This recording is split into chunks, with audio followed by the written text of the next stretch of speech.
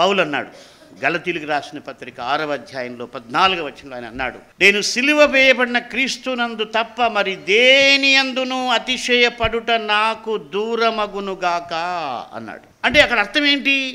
చాలా విషయాల్లో మనిషి అతిశయపడేది చాలా దగ్గరగా ఉంది.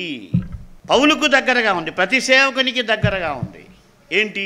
అనేక విషయాల్లో అతిశయపడేటువంటి పరిస్థితి. అయితే పౌలు అన్నాడు, అది నాకు దూరం కావాలి, ఎందుకంటే అది నా దేవునికి మహిమకరమో కాదు. నేను ఏమై ఉన్నానో అది ఆయన దేవుని కృప. నా జీవితంలో ఆ పౌలు జీవితంలో వేలాది దయాలు ఎల్లగొట్టాడు.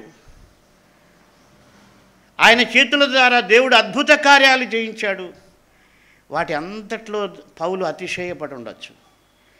నేను అపోస్తులందరికంటే ఎక్కువ దయాలు ఎల్లగొట్టాను, నేను అపోస్తులందరికంటే ఎక్కువ సేవ చేశాను. అయితే అది దేవుని కృప. ఆయన అతిశయపడడానికి ఇష్టపడలే.